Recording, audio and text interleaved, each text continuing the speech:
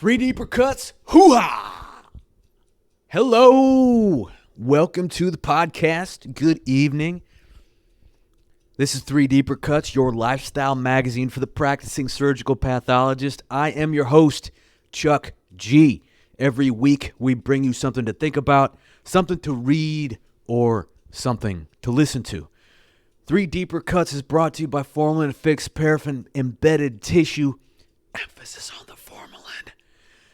Because without the high exposure to 10% buffered neutral formalin that I experienced in my 4 years of residency in St. Louis, I wouldn't be able to bring you all the excellent things that we talk about here on Three Deeper Cuts and on the newsletter. So, a couple of announcements for today. It's another hot day deep in the foggy trenches of community practice.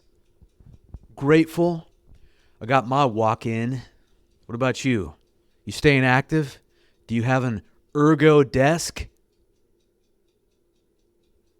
Do you have a ergo chair? You been doing some neck training? No fooling. Look, if you're in this game, don't mess around with neck health. Better be getting in there with an iron neck, doing some reps. Lie down on a flat bench. Do some reps. Throw a towel over your face, goddammit. Throw a plate on there. Let's do some neck reps. You do what you got to do to avoid chronic disease. What else is going on? Laboratory economics just came out this week. This is a good one. This is a newsletter put together by Mr. John David Clipp.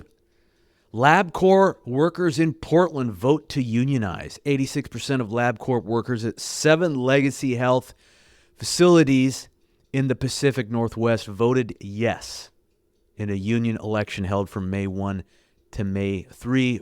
The 434 LabCorp employees are now represented by the Oregon Federation of Nurses and Health Professionals, OFNHP, a local affiliate of the American Federation of Teachers. Wow. Represents 1.7 million members who are teachers, public service employees, healthcare workers, blah, blah, blah, blah. The people joining include medical technologists, histotechs, medical lab techs, phlebotomists, and couriers. Even the couriers are getting in on the action. Dude, I remember there was this rogue courier where I did my residency, and he would just like drop off 10 Frozens without saying anything. Or he would just kind of like drop it, run off, and just yell some inaudible, like some words. No one was really listening. And I think one time things got a little bit delayed. But look, the couriers are actually under. I think they're kind of underappreciated, because if you think about how important that job is, like one miscommunication and you could potentially like have a case delayed by like an hour because just nobody knew about it. But anyways, LabCorp paid $108 million to acquire the outreach lab business of Legacy Health in Portland in November 2023. As part of the arrangement, LabCorp hired the staff and blah, blah, blah. Yeah, so, whatever. This is like classic corporate medicine. If you just like get the right people and pay them well, like you would massively decrease the likelihood of these unions forming. That said, I'm sure on that part of the country, everyone's, just the culture is such that everyone's probably going to unionize against you. So, yeah. But we won't speculate too much on that. The topic of today is a book called The Culture Map by Erin Meyer. I chose this book because Erin Meyer does a good job of addressing things that actually matter versus the buzzword box-checking stuff that is crammed down our throats in the healthcare arena, especially corporate medicine, as well as corporate America, big tech, the themes of this book parallel the chapter layout. So we will get into the following: listening across different cultures all over the world. Number 2, what it means to be polite. Number 3, models of verbal persuasion, such as the why and the how a team should execute a plan. Number 4, hierarchy and respect, and how that varies in different cultures around the world. Number 5, decision-making process. 6, trust. 7, disagreement in the workplace. Number 8, concepts of time. Briefly, I will read to you the blurb or the bio on Ms. Erin Meyer, Dr. Erin Meyer. Excuse me. She doesn't say that on her author page, but she is a professor at INSEAD, INSEAD, one of the world's leading international business schools. Her work focuses on how the world's most successful global leaders navigate the complexities of cultural differences, living and working in Africa, Europe, United States, prompted Meyer's study of the communication patterns and the business systems of different parts of the world. Her framework allows international executives to pinpoint their leadership preferences and compare their methods to the management styles of other cultures. Her work has appeared in Harvard Business Review, Singapore Business Times, and Forbes.com. In 2013, Erin was selected by the Thinkers 50 radar list as one of the world's up-and-coming business thinkers. Follow her on Twitter at Erin Meyer in Seed. This book was referred to me by one of my internet friends, and I'll just dive right in. Page 17, figure 1.1 is a high-level overview of a lot of the themes that they're going to talk about. So it's basically a table where they're taking two sample countries. So the dotted line is Israel, the solid line is Russia, and there's 8 parameters or qualities of the workplace. 1 is communicating, 2 is evaluating, persuading, next is leading, 5 is deciding, next is trusting, disagreeing, and scheduling. So it kind of like outlines the chapter layout of the book. And these line graphs basically, they take you around where that country is. So for example, for number 1, on the left it says low context, and on the right it says high context. So the United States, she'll say later in the book, is very much a a high context communication culture versus, no, I messed that up. Sorry. So low context. We'll just get into that when we get into it. Okay, like this is just skeletal. But bottom line, it's just a graph comparing these two countries on these qualities in the workplace. So some people, for example, on number 2, like negative feedback. Some people like indirect feedback. On persuasion principles, some people are more applications first. Some people are more principles first. Leadership styles, egalitarian versus hierarchical. Decision styles, consensual versus top-down hierarchical. Trusting, task-based trust versus relationship-based trust. So like some cultures are really big on building relationships first before doing business together. 7, disagreeing. So some cultures are more confrontational. It's not a big deal. It's not like outrageous if someone confronts you in front of other people. Other cultures are the opposite. And then scheduling. Some cultures are more flexible with you being late, and other cultures are very punctual. So we're going to jump around relatively in order to just my notes and highlights throughout the book, and I'll try to add some context from my own experiences. Page 34. The contrasting styles of communication represented by the managers from Toledo and their colleague from Japan are often referred to as low context and high context, respectively. So this ties back to that first little graph. So she's going to use this example of this company in Ohio versus this Japanese person. So in order to understand some of the implications, suppose you are having a discussion with Sally, a business colleague, and you both come from a culture that prefers low context communication. People from such cultures are conditioned from childhood to assume a low level of shared context. That is, few shared reference points and comparatively little implicit knowledge linking speaker and listener. Under these circumstances, it's highly likely that while speaking with Sally, you will explicitly spell out your ideas, providing all the background knowledge and details necessary to understand your message. In low context cultures, effective communication must be simple, clear, and explicit in order to effectively pass the message.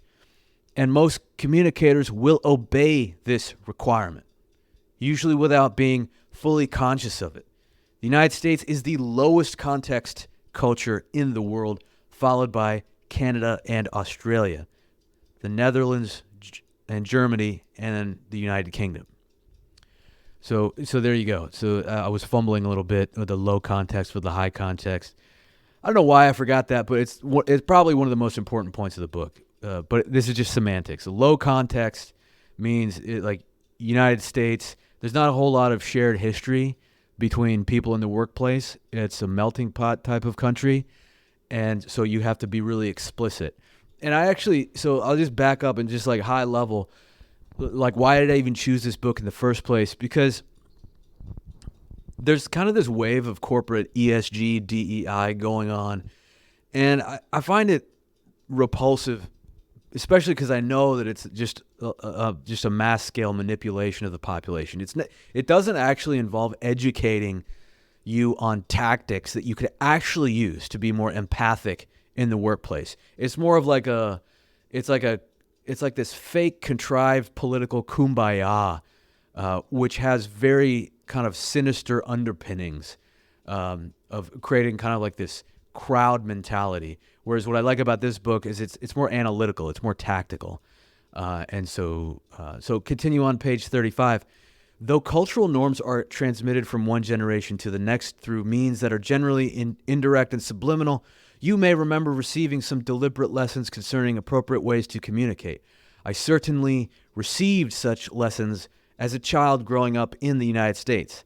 My third grade teacher, Mary Jane, a tall, thin woman with tightly curled hair, used to coach us during our Monday morning circle meetings using the motto, say what you mean and mean what you say. When I was 16, I took an elective class at Minneapolis South High School on giving effective presentations. This is where I learned the traditional American rule for successfully transferring a powerful message to an audience. Tell them what you are going to tell them, then tell them what you've told them. This is the philosophy of low context communication in a nutshell. By the way, since this podcast is dedicated to helping the physician 5 years behind me, let me just emphasize that point that in my residency and all along the way, any presentation that I had to give in the Navy or even before that, if you are in a position where you have to give a talk, just do that. You cannot lose. Give a little preview, talk about your learning objectives, and then just say the thing that's like the meat and potatoes of your talk, and then recap it, going over your learning objectives at the end. That's how you do it. If you deviate from that, especially in medicine, where people tend to be very type A, you are going 100% of the time going to lose the audience. And to that, I will also add, you got to try to weave it as a story. I mean, that's universal, but it's got to be a story with learning objectives very clearly delineated throughout the talk. So you're constantly bringing people back to precisely what you want them to leave with. It's just the way it is in this country. So lean into it. All right, let's skip ahead a little bit here.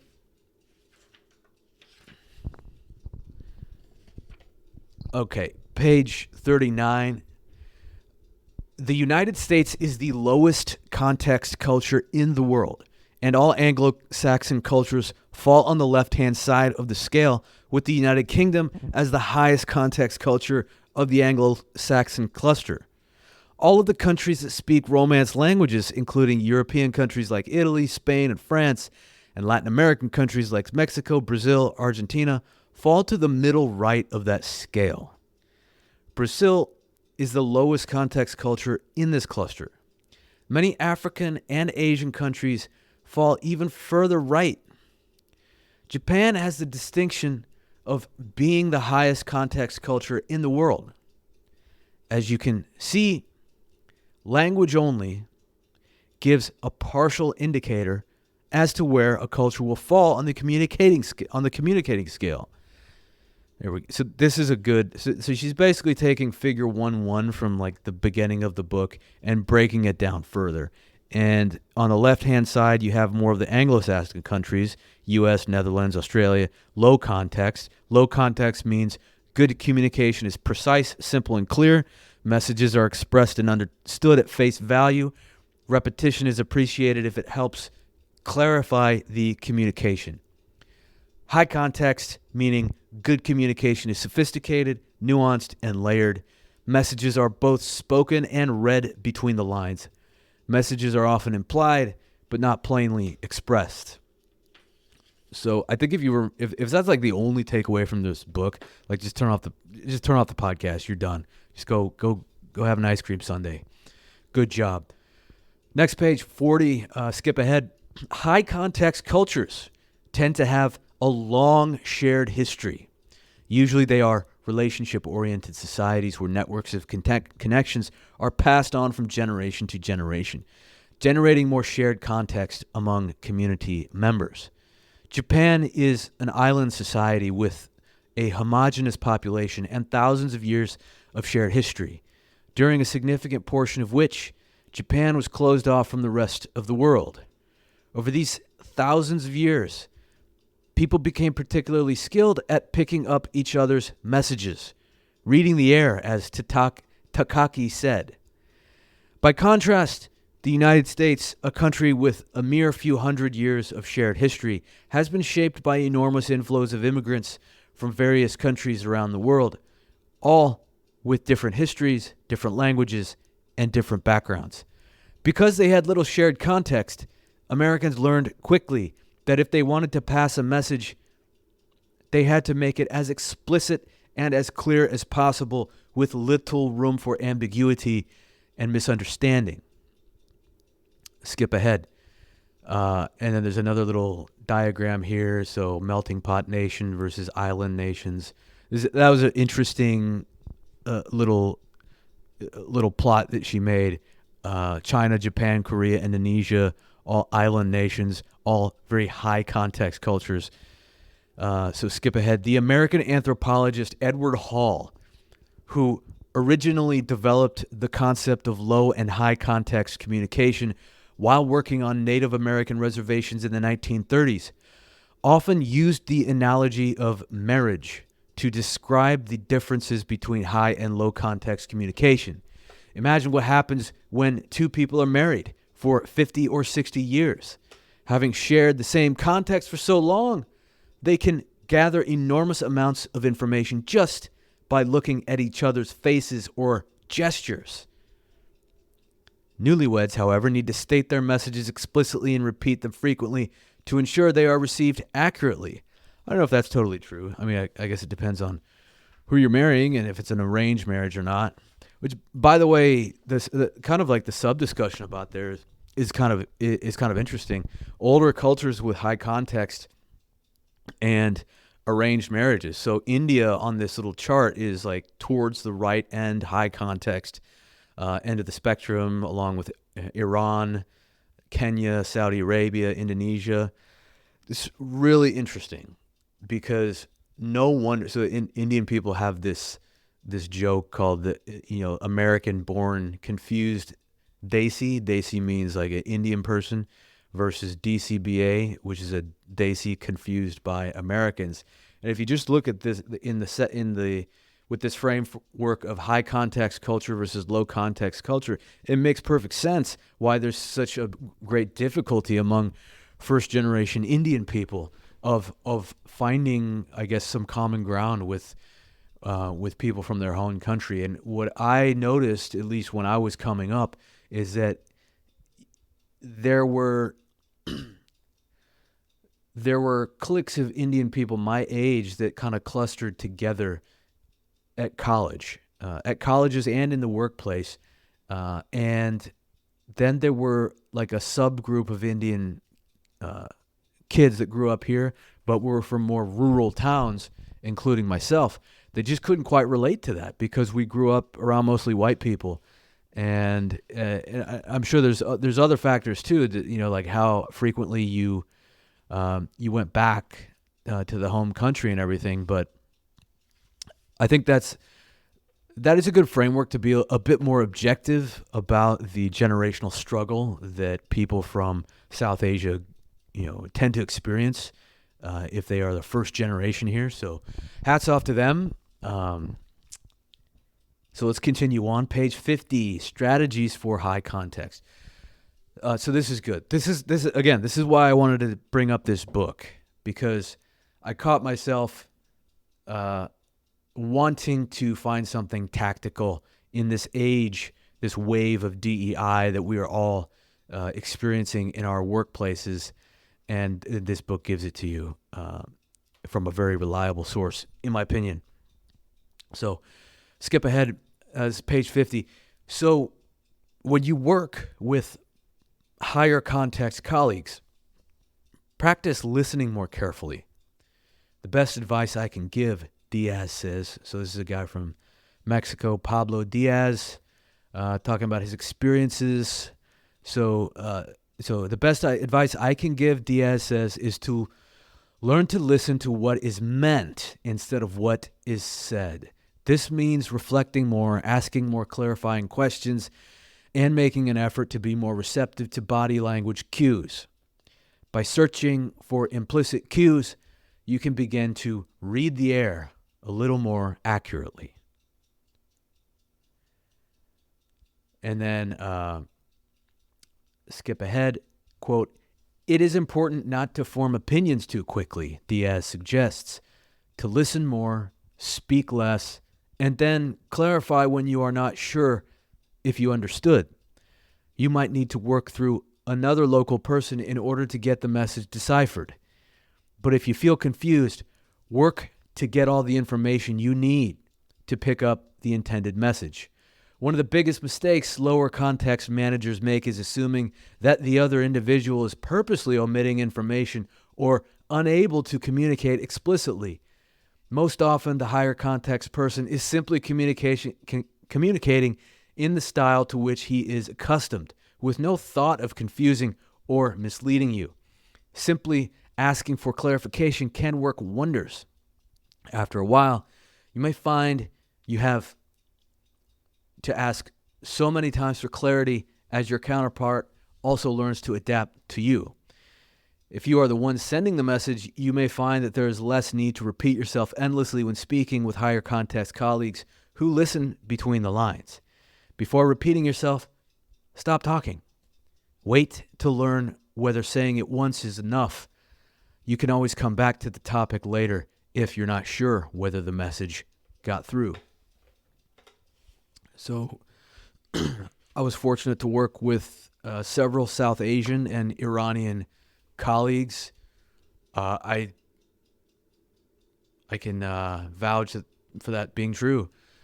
This is so the next line. I think I highlighted in here. Yeah. So it is so at the beginning of this chapter, she talks about this experience she had landing in New Delhi, which, by the way, is a very busy city. I haven't been back in probably 10 years, I think. Very busy city. And to an outsider, it's just difficult to get around. It's crowded. There's a lot of street signs, swarms of people, swarms of vehicles. And there's a scene where she's telling the story where she landed there and she asked the concierge how to get to this restaurant. The name of the restaurant is Swagat.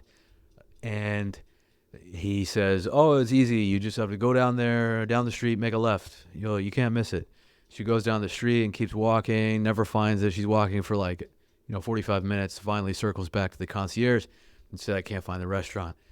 And then, so he walks out with her and brings her down there and, finds it right away. It's like the sign is like hidden between these other signs. And so she says, Indian people have a knack for finding things that I do not have. Please be so kind to please be so kind as to draw me a map marking every landmark or street I will see on the way to the restaurant. Or I might have said, I am really bad at finding these things and the city is totally new to me. Could you please make me a simple drawing that a young child could read, marking exactly what I will see on each step of the way? So this kind of seems like overkill, and I kind of laughed to myself because if that was me, I would just I just wouldn't go to the restaurant. I would find somewhere else to eat. But yeah, the point being, I noticed that a lot. Like Indian people are smart. Like they're like ninjas.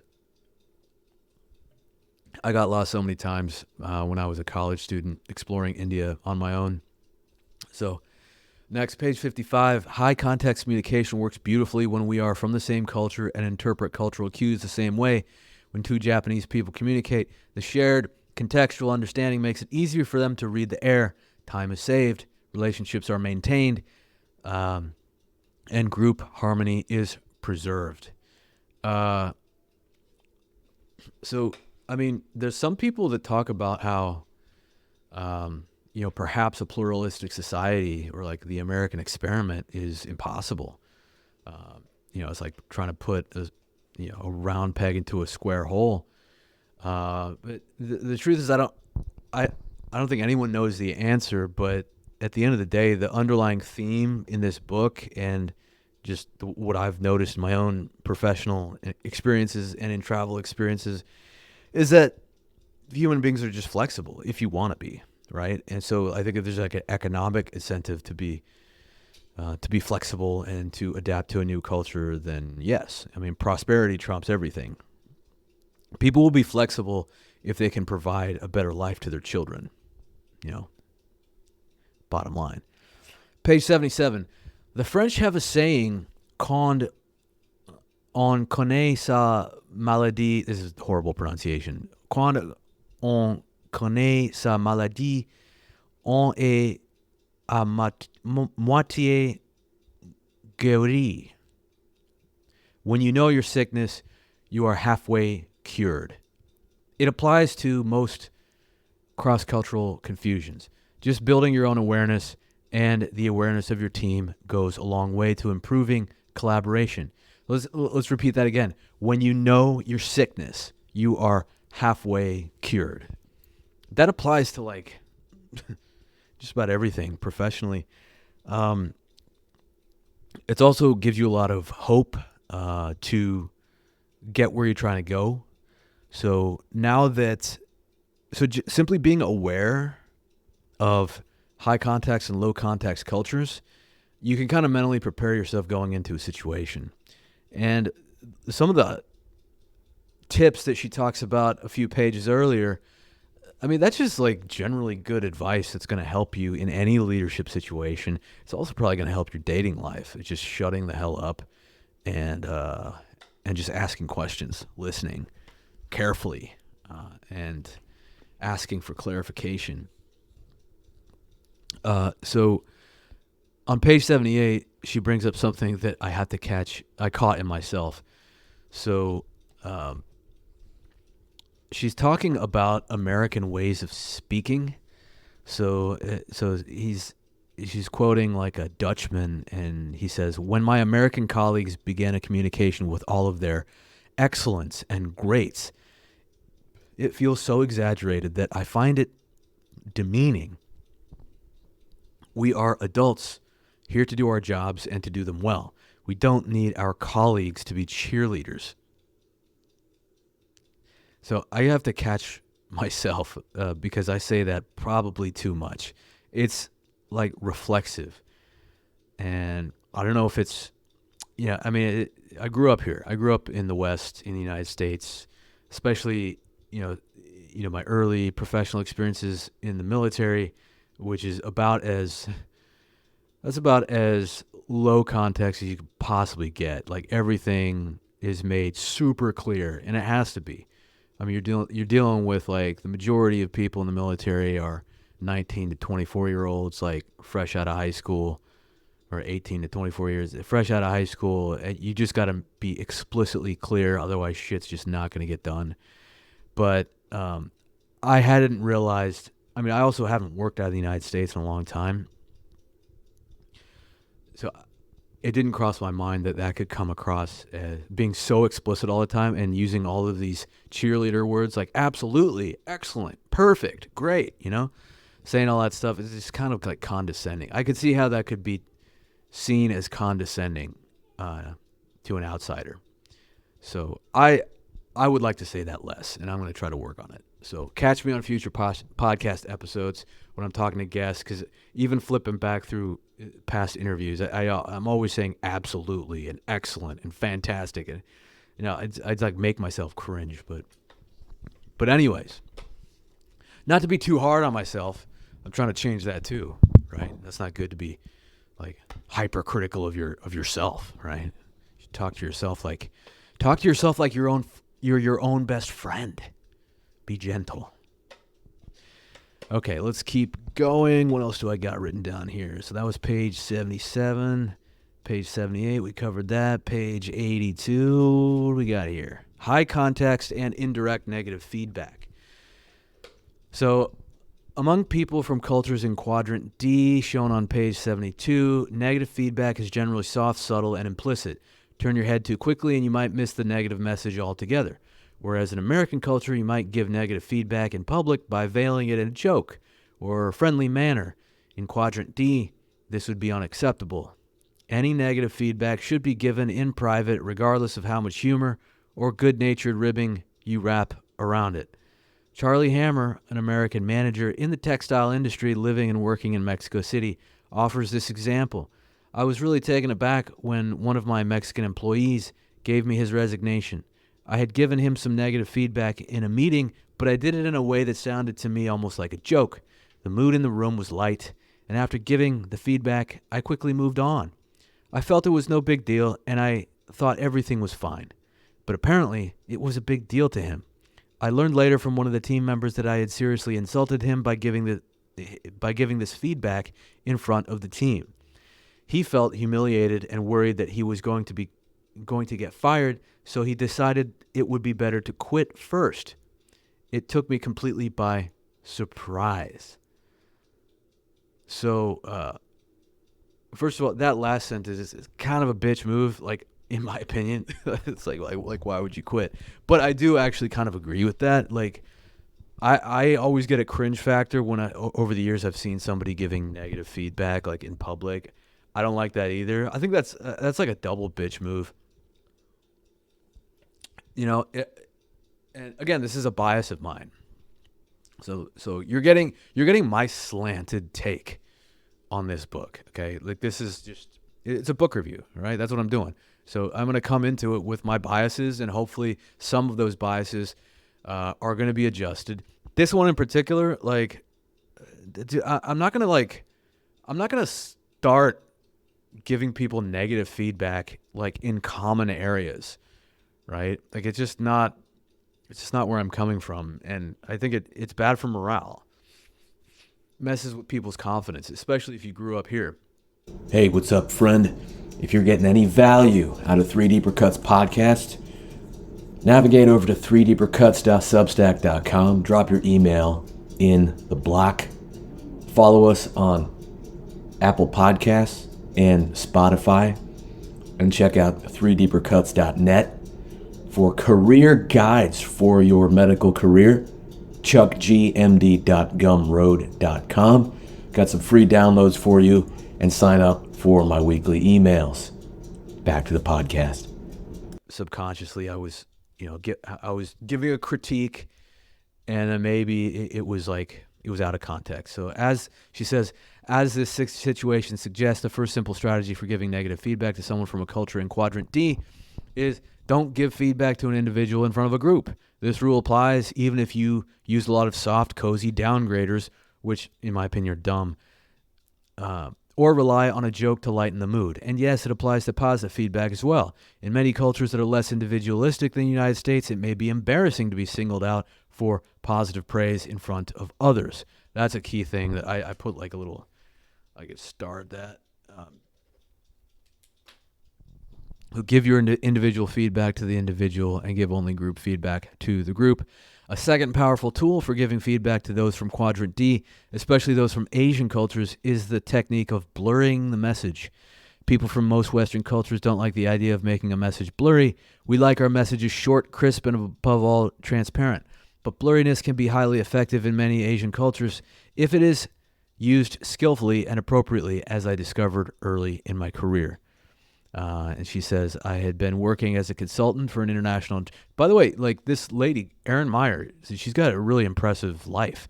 So she says, I've been working as a consultant for an international training firm for about a year. One of my programs was a custom designed international leadership course for the large Swiss headquartered food multinational Nestle. I co-taught the program with Budi, an Indonesian consultant who had been with the company for decades and was close to the founders. He had a reputation as a highly skilled trainer, but over the last couple of years, his classroom performance had been declining dramatically, much to everyone's chagrin. It also let me also add that it was politically useful to have Budi on your side. As someone very well connected in the organization, he could have opened many doors if he liked you, and he'd done so for many of his favorites. Yeah, I don't really like that part, whatever the corporate, clout chasing, but whatever. You do what you got to do, man. You got to climb the ladder and earn an income somehow. Let's see. Use food and drink to blur an unpleasant message. Yeah, that's always a good one. If I have to provide criticism to someone on my staff, I'm not going to call them into my office. If I do, they're going to know. So someone's going to be listening to my message with all their senses, and any message I provide will be greatly amplified in their minds. Instead, I might invite them out to lunch. I like that. So that was, I wrote on that page, that's page 85. I wrote, good idea. So I'm probably going to implement that at some point. Plus, I think it's a good way to kind of connect with the people in your department. Okay, let's keep going. So that was page 87. Let's skip ahead to page 10. Let's get 96. Here we go. Page 96, persuading. This is figure 3.1. And she breaks it down into, this is a new concept I had never thought about before. Applications first versus principles first. And principles first cultures tend to be Italy, France, Russia, Spain. Applications first tend to be US, Canada, Australia, UK. So applications first means individuals are trained to begin with a fact, a statement, or opinion, and later add concepts to back up or explain the conclusion as necessary. The preference is to begin a message or report with an executive summary or bullet points. Discussions are approached in a practical, concrete manner. Theoretical or philosophical discussions are avoided in a business environment. I don't like that last part. I do philosophy all the time. Principles first. Individuals have been trained to first develop the theory or complex concept before presenting a fact, statement, or opinion. The preference is to begin a message or report by building up a theoretical argument before moving on to a conclusion. The conceptual principles underlying each situation are valued. Let's see. When philosophy meets... So, yeah, I just wanted to go over that table. So that's the definitions of applications first versus principles first. So let's skip ahead. So when philosophy meets business, page 97, different cultures have different systems for learning, in part because of philosophers who influenced their approach to intellectual life. Although Aristotle, a Greek, is credited with articulating applications first thinking, or induction, it was British thinkers, including Roger Bacon in the 13th century and Francis Bacon in the 16th century, who popularized these methodologies among modern scholars and scientists. Later, Americans, with their pioneer mentality and disinclination toward theoretical learning, came to be even more applications first than the British. By contrast, philosophy on the European continent has been largely driven by principles first approaches. In the 17th century, Frenchman René Descartes spelled out a method of principles first reasoning in which the scientist first formulates a hypothesis, then seeks evidence to prove or disprove it. Descartes was deeply skeptical of data based on mere observation and sought a deeper understanding of underlying principles. In the 19th century, the German Friedrich Hegel introduced the dialectic model of deduction, which reigns supreme in schools in Latin and Germanic countries. The Hegelian dialectic begins with a thesis or a foundational argument. This is opposed by an antithesis or conflicting argument, and the two are reconciled in a synthesis. Okay, so principles first. I like to just get into these examples. So, like,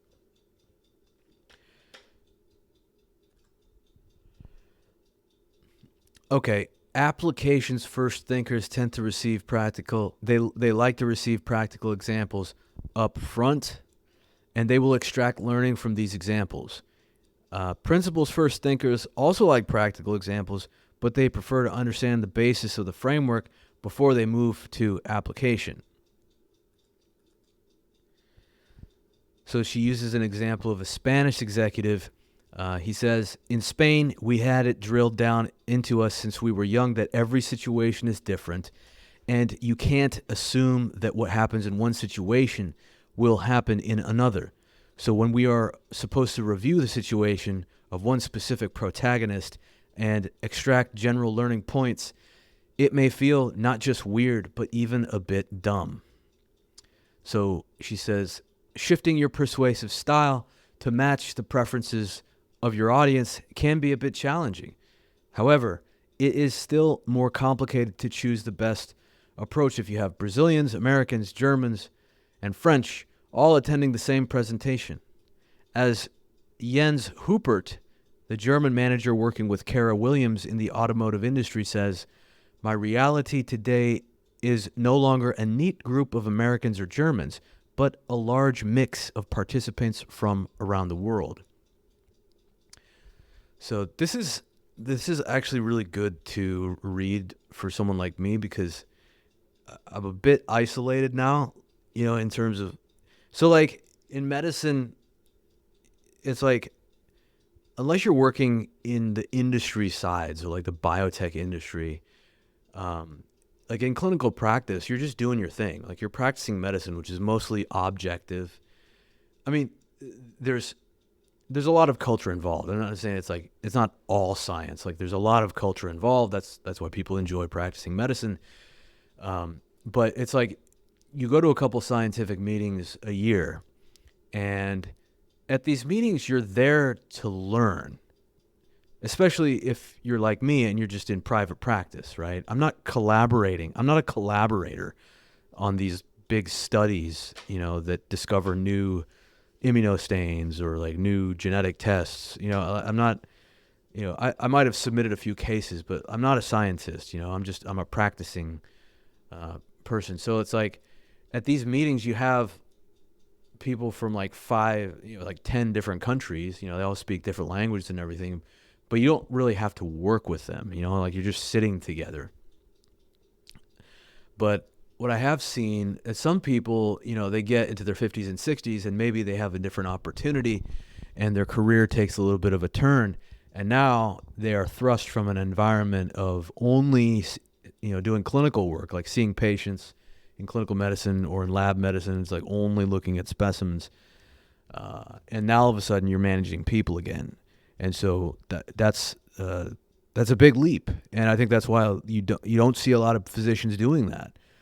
And that's another reason why healthcare is the way it is, because physicians tend to like not jump into those roles to their own demise. So, and that's part of the reason that I'm reading this book on this podcast, because I'm trying. One of the missions of this podcast is to get more physicians out from behind the paraffin curtain and into this arena to make decisions that benefit the patients and just like the overall system. Because quite frankly, the U.S. healthcare system is hanging by a thread, and there's some darker truths that are coming out now about how messed up the payment system is, and how they're essentially trying to chase out all private practice, and so that basically the entire system is either owned by a publicly traded company or by a private equity firm. Both scenarios are horrible for patients and doctors, and it's not a sustainable system to just kind of commodify the practice of medicine. So I think that's what you're gonna start to see little pockets where people are building new models of practice, and maybe not in my lifetime, but eventually, like, people are waking up to this. The market wants personalized care. Doctors are burned out. Doctors are retiring. There's going to be a big time shortage, and so yeah, the market wants more culturally adapted physicians that actually spend time with their patients. And let's continue on. Page 105. I started covering the communicating, leading, and trusting scales, the latter two of which we'll discuss later in this book. The audience was so... Okay, she's talking about, like, persuasion in Asian cultures. So she is teaching a course in Europe. And she says she was teaching it to 17 top-level Chinese executives, preparing them to work in Europe. And these executives came from different Chinese companies and different regions of China. 4 of them were women. 6 lived in Poland, Hungary, and Netherlands. The rest in China. Although they spoke some English, it was translated when she's teaching them. And so then she goes, the audience was so enthusiastic that they took photos of the classroom and my slides and even recorded video clips on their iPhones. I then asked them to break out into groups to discuss how they might handle different attitudes about confrontation on a global team consisting of French and Germans who see confrontation as a key aspect of the decision-making process, and Chinese who see confrontation as an affront to the team relationships. They discussed the issue animatedly in their separate rooms and came back to the classroom for a debriefing. We started by asking what steps should the team leader, in this case, take to manage different attitudes toward confrontation on the team. Lily Lee, she says, let me give my thoughts. In Hungary, we have people from many different countries from all over Europe, in fact. The trusting scale has been a big challenge for us, as the Hungarians do not take the same time to build personal relationships as we do in China. Let me explain some of the negative impact of not having a trusting relationship in our organization.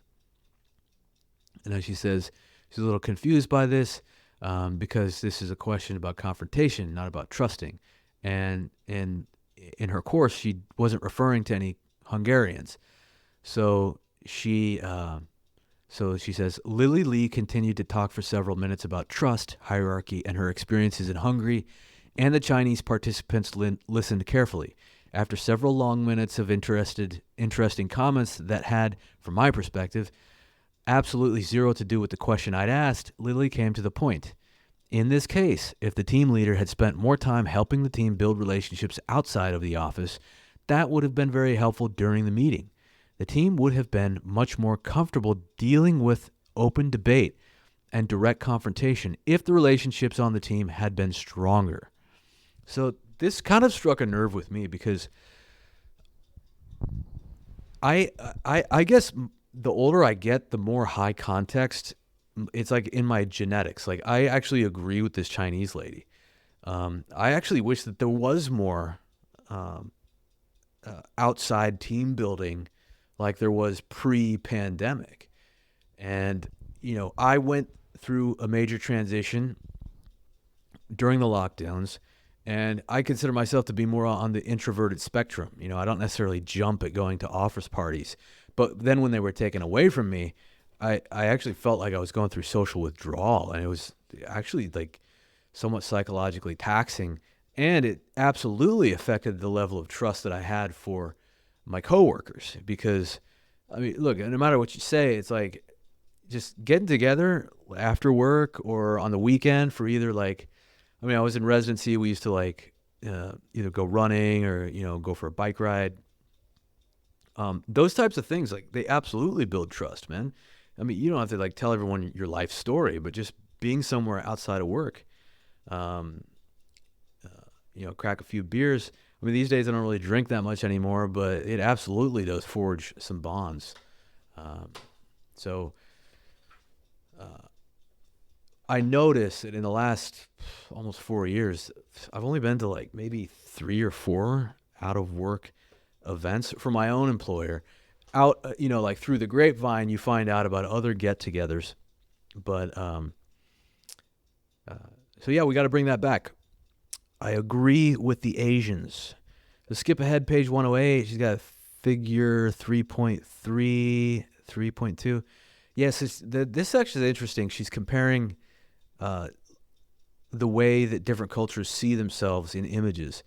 So, okay, let's just skip ahead.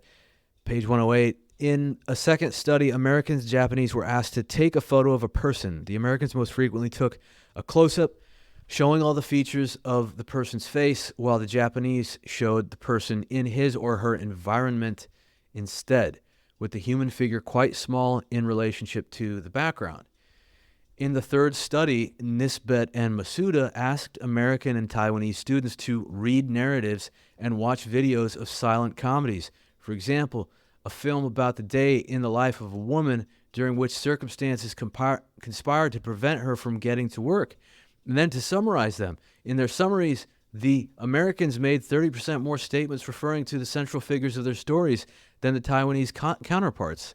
And in figure 3.3, they have a picture of a lady. It looks like a profile pic on the left. And then on the right, the Japanese version of that is basically a zoomed out picture of this lady sitting on a chair. And you can see there's two doors in the corner, and then a window, and then like a light panel and a desk like way in the back. So you're seeing her. You can kind of gauge how tall she is, how big she is in this setting of the room. So that was very interesting. And notice, and skip ahead, notice the common pattern in all 3 studies. I didn't show you I didn't read you the other studies. You'll have to pick up the book to see those. The Americans focus on individual figures separate from their environment, while the Asians give more attention to the backgrounds and to the links between these backgrounds and the central figures. I have found these tendencies to be borne out in my own interviews with groups of multicultural managers. While Western European and Anglo-Saxon managers generally follow the American tendencies of specific thinking patterns, East Asians respond as the Japanese and Taiwanese did in Nisbet's research. In addition, I've often watched Westerners and Asians discuss these studies. Here's a bit of dialogue taken directly from the classroom debate about the photo study. Western participant. It was just an interesting observation. And if you apply that to our lives on the internet, I never picked up on this before, but it's like you notice that some people, their profile pic is just like a zoomed in, eyes forward picture of themselves. At least that's how mine is. Anything other than that was just weird for me. But then, you do see a lot of other people where it's like a zoomed out picture of them, like they're doing something, either they're in nature or they're surfing, or some of them even their back is to the camera, or they're looking off into the distance, and you see them in the context of their environment. It's very interesting. I hadn't really given it much more thought than that. So skip ahead. So this is on page 120, Gert Hofstede and the concept of power distance. So this is a Dutch scientist.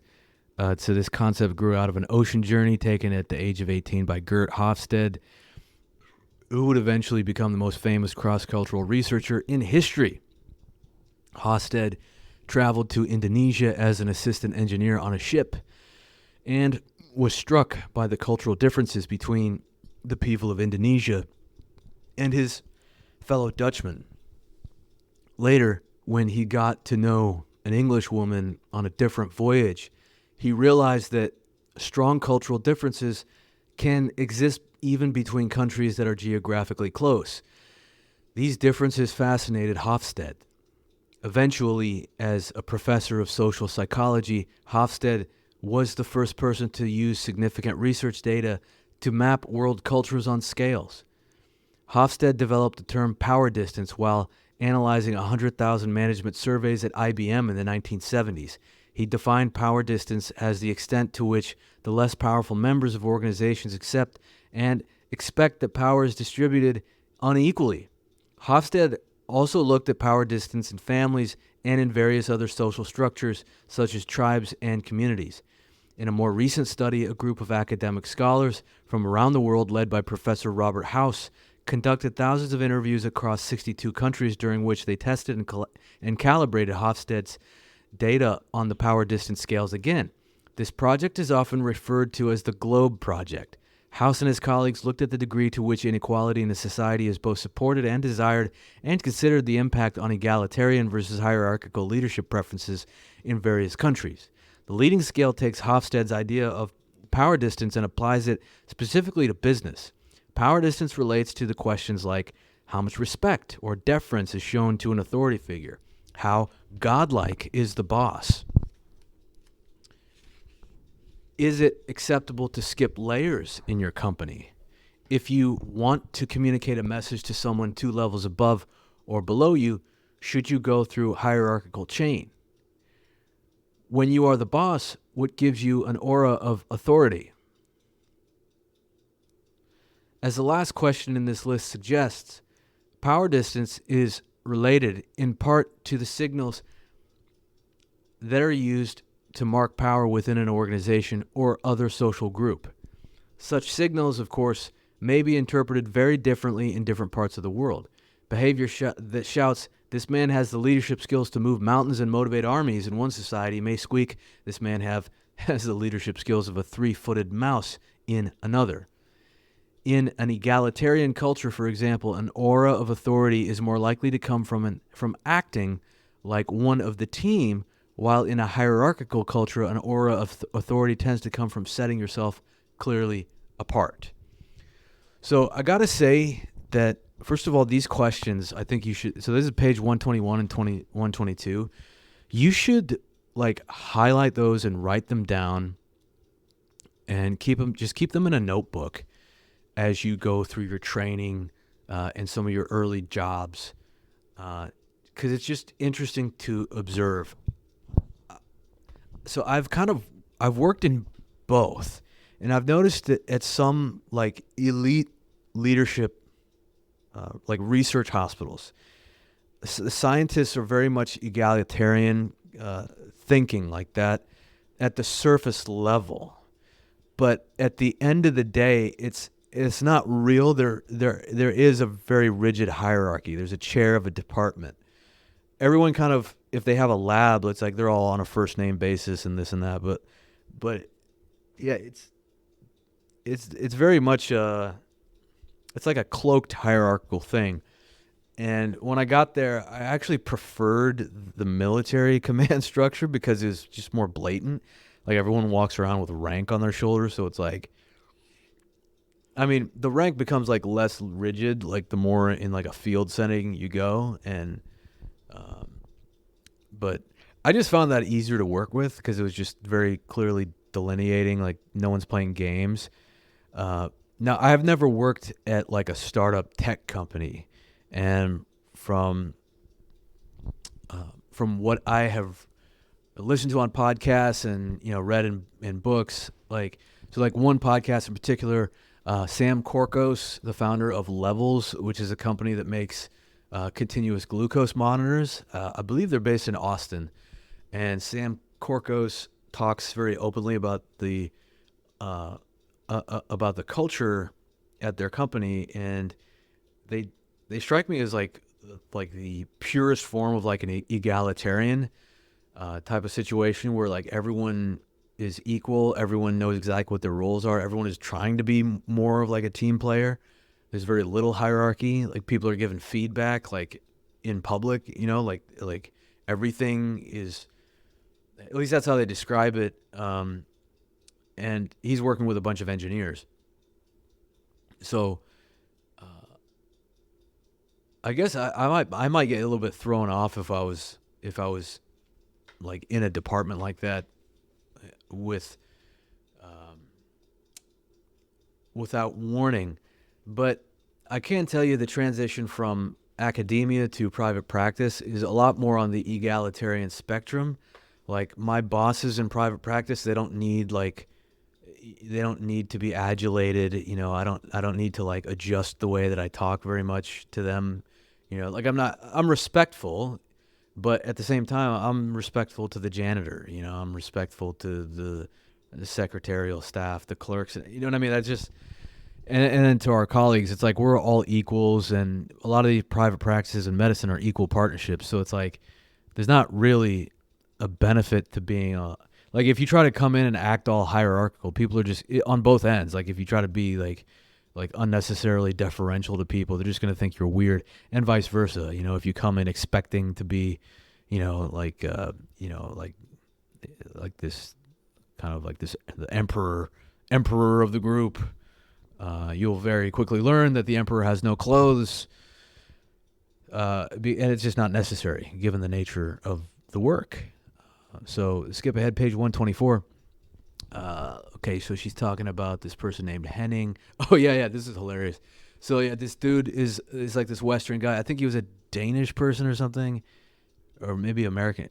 Anyways, he was like a Western European manager, and he has a team in China, and bike riding is like very common in China. But he says, my team was humiliated that their boss rode a bike to work like a common person, while Chinese bike to work infinitely more than Australians. That's where he's from, Australia. Among the wealthier Chinese, bikes are not an option.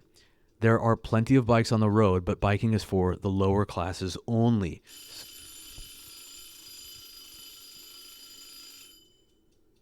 There you go. There's the 1 hour mark. So we'll start wrapping this up. So he's saying there are plenty of bikes on the road. Biking is for the lower classes. My team felt it was an embarrassment that their boss rode a bike to the office. They felt it suggested to the entire company that their boss was unimportant and that by association they were unimportant too. Well, I love my bike, but I was in China to get my team motivated and on track. I certainly didn't want to sabotage my success to arrive sweaty at the office every morning. I gave up the bike and started taking public transportation just like every other Chinese boss. So this is a really good point. And I remember I actually did used to ride my bike to work a couple of times. And then I got called out because I think I had a flat tire, and I had to like ask one of my coworkers for a ride. So I got called out for like my Divo when I was at a naval clinic. And like I didn't necessarily do anything wrong, but you could just kind of pick up on things like just by his body language, and I could kind of piece it together that like that in that particular culture, it was just like, dude, why the hell are you riding your bike to work, man? Drive a fucking car. So I did that like once or twice, and I got called out, and I was just like, all right, whatever. So then I would just drive my bike to work, and then go ride from that clinic out into the mountains, after work, which worked out very well. But I think the message here is really powerful. She says, once you understand the power distance messages your actions are sending, you can make an informed choice about what behaviors to change. But if you don't know what your behaviors signify, then you'll have no control over the signals you send, and the results can be disastrous. So like, I think this is really important. So I have a friend who's, kind of a relatively high up executive in a large tech company that you would recognize. And he's very highly compensated, and it's a big deal job. I mean, like he's managing, tens to hundreds of millions of dollars on deals. And like he made like this kind of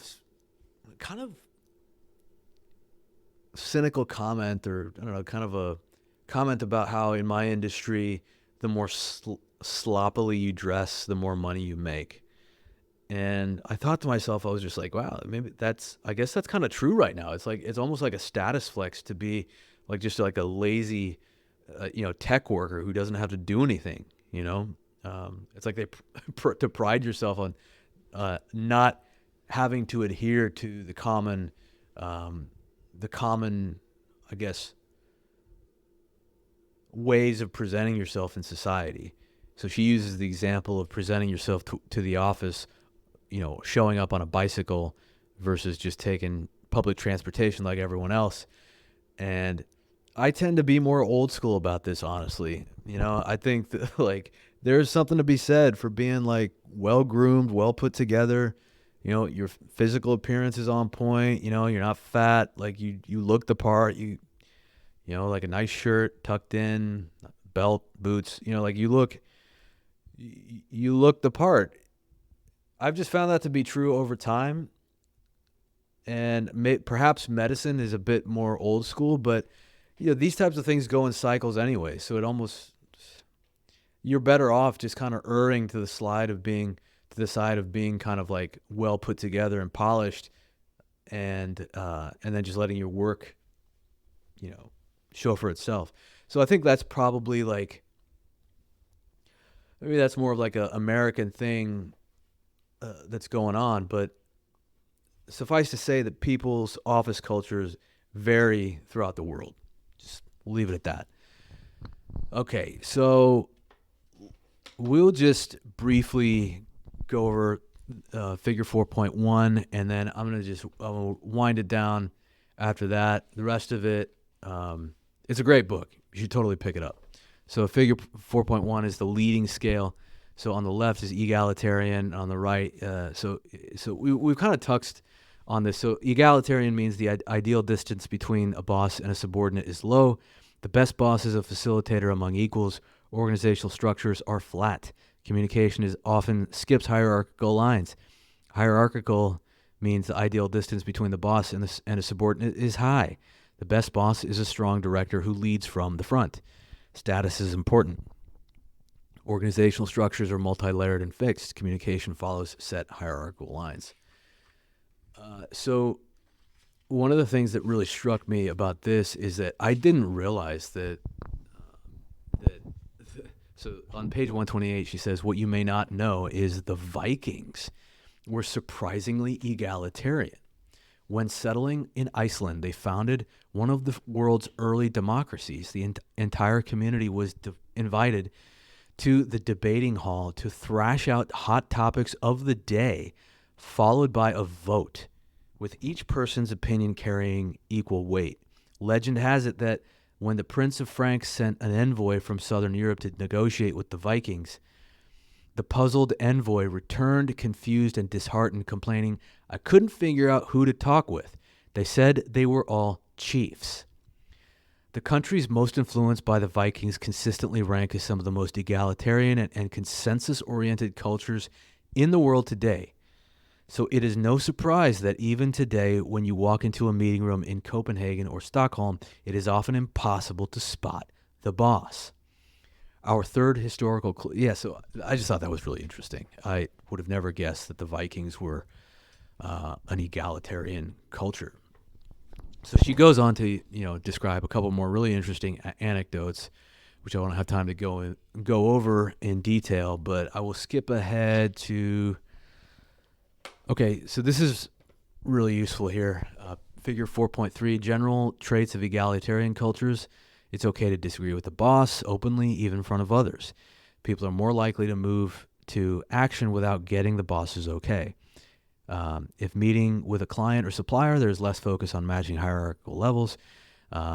It's okay to email or call people several levels below or above you. With clients or partners, you'll see their Yeah, so like this right here, I think the only way to learn that is to just shut up like the first year or so, 6 months to a year. Just listen a ton and just like observe how people behave in whatever office setting you're at. And then general traits of hierarchical cultures, an effort is made to defer to the boss's opinion, especially in public. People are more likely to get the boss's approval before moving to action. If you send your boss, they will send their boss. If your boss cancels, their boss also may not come. Communication follows a hierarchical chain. With clients or partners, you may use. Okay, so it's worth commenting here because you're going to encounter this in medicine. And this is not a knock on female leaders or male leaders. This is just an observation, okay? Because I've worked with toxic male and female leaders, and it shouldn't influence your career if you're smart about it. So I mentioned the fake egalitarian culture in academic medicine. There are mild examples of this, and there's more extreme examples of this.